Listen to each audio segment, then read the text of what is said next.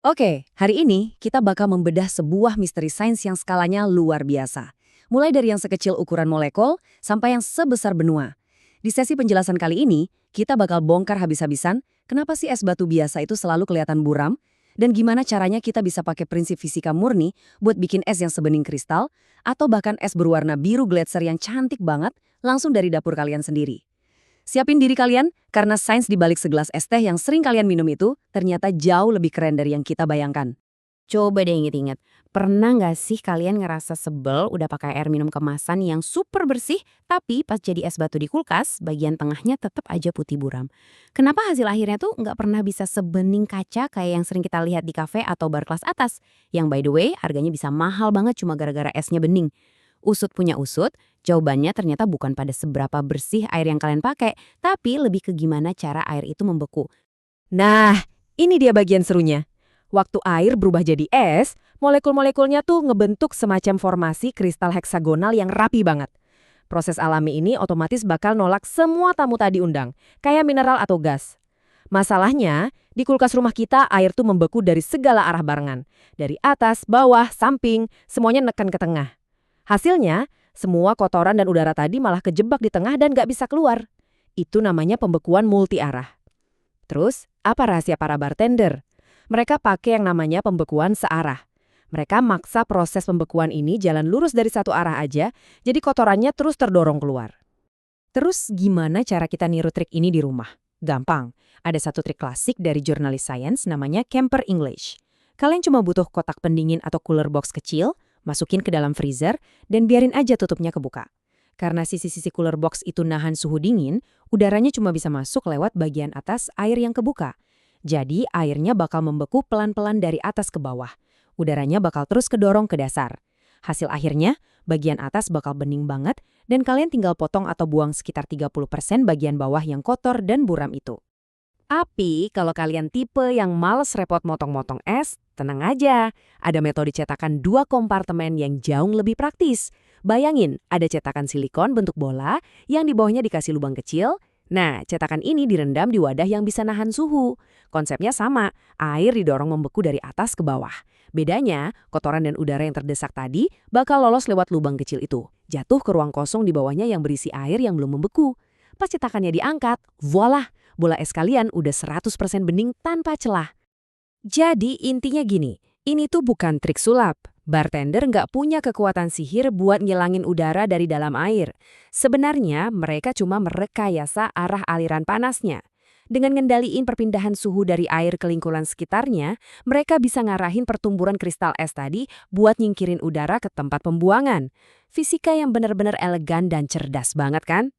Nah, mungkin sekarang ada dari kalian yang mikir, curang aja gimana kalau kita pakai air reverse osmosis atau air RO yang udah super murni. Anggaplah tingkat padatan terlarutnya cuma 5, harusnya bening dong. Sayangnya nggak semudah itu. Walaupun kontaminasi mineralnya nyaris nol, kalau kalian masukin air itu ke cetakan biasa di kulkas, hasilnya bakal tetap aja punya bagian tengah yang buram. Kok bisa gitu? Jawabannya ada di satu hukum fisika yang namanya hukum Henry. Hukum ini ngejelasin kalau gas-gas dari atmosfer kita, kayak oksigen dan nitrogen, itu hobi banget larut ke dalam cairan. Jadi air RO supermurni kalian itu sebenarnya masih nyimpen miliaran gelembung gas mikroskopis yang nggak kelihatan mata. Saat masuk kulkas dan kena jepitan dari segala arah tadi, gelembung udara murni ini bakal kegencet ke tengah, kejebak, dan akhirnya bikin es kalian kelihatan putih berawan lagi. Kalau kalian masih mau memaksakan pakai cetakan biasa dan air RO, kalian butuh satu cheat code termodinamika, namanya degassing atau pengusiran gas. Caranya gampang banget, tinggal rebus aja air RO kalian sampai mendidih. Panas bakal bikin kelarutan gasnya turun drastis sampai nyaris nol, jadi udaranya lepas semua. Setelah itu diamin sampai agak dingin, jangan dikocok-kocok biar udaranya nggak masuk lagi, terus langsung bekukan. Hasilnya bakal jauh lebih bening karena mineralnya udah dibersihin sama mesin RO dan udaranya udah diusir pakai panas. Oke, urusan fisika di dapur kita anggap selesai. Sekarang mari kita perluas cakrawala kita. Siap-siap karena kita bakal lompat dari ukuran cetakan es di kulkas kalian ke lanskap raksasa berisi jutaan ton es purba di kutub bumi. Selamat datang di dunia glasiologi. Mengingat semua trik kulkas tadi, pertanyaannya sekarang adalah, daratan es putih yang luas banget di kutub utara sana, itu terjadi karena udara yang kejebak juga nggak sih? Dan jawabannya adalah 100% iya, konsep dasarnya sama persis. Tapi, mekanisme gimana udara itu bisa kejebak di alam liar tuh lumayan beda. Untuk paham skalanya, kita harus lihat bedanya es kutub yang putih dan yang biru. Es di kutub itu kebanyakan terbentuk dari tumpukan salju yang memadat, bukan genangan air yang membeku. Es putih itu sebutannya firn, es yang umurnya masih muda. Tekanannya rendah, jadi udaranya masih banyak. Nah, kalau es biru, itu adalah es purba yang udah terkubur di bawah tekanan ekstrim jutaan ton. Saking beratnya, udaranya sampai terperas abis, dan ini mengubah total sifat optik es tersebut. Kita bahas yang es putih dulu ya. Salju di kutub itu pas turun renggang banget. Lama-lama numpuk, memadat jadi butiran es. Tapi di celah-celahnya masih ada miliaran gelembung udara mikroskopis. Secara optik, gelembung ini bikin fenomena yang namanya hamburan difus. Jadi waktu cahaya matahari nabrak es ini, cahayanya nabrak gelembung udara dan memantul acak ke segala arah. Karena semua warna pelangi dari cahaya matahari memantul balik ke mata kita barengan, ya jadinya kelihatan warna putih bersih. Tapi di sini nih plot twist-nya. Gimana ceritanya es bisa jadi biru pekat? Jadi lapisan es purba yang posisinya paling bawah itu harus nahan beban gletser yang beratnya ampun-ampunan. Tekanan ini benar-benar ngancurin dan ngedorong setiap partikel gelembung udara keluar dari kisi kristal es. Karena nggak ada gelembung lagi, nggak ada lagi hamburan difus. Sebagai gantinya, kristal es murni yang raksasa ini mulai menyerap warna secara selektif. Ikatan molekul airnya bertindak kayak filter. Mereka menyedot habis cahaya merah dan cuma ngelewatin cahaya biru yang super cantik. Terus kalian mungkin mikir, wah asik nih, berarti karena aku udah tahu cara bikin es tanpa gelembung pakai trik bartender tadi, aku bisa dong bikin es biru alami di rumah? Haha, sayangnya nggak bisa. Kemampuan air buat menyerap warna merah itu sebenarnya super lemah.